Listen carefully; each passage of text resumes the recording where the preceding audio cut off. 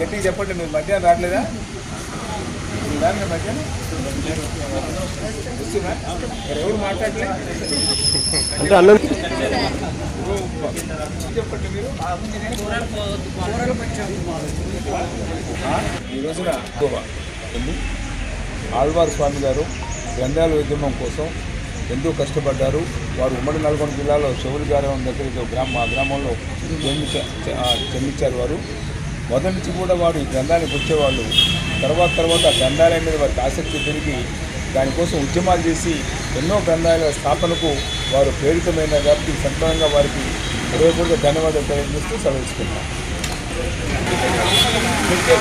మనం అంత డబ్బు ఖర్చు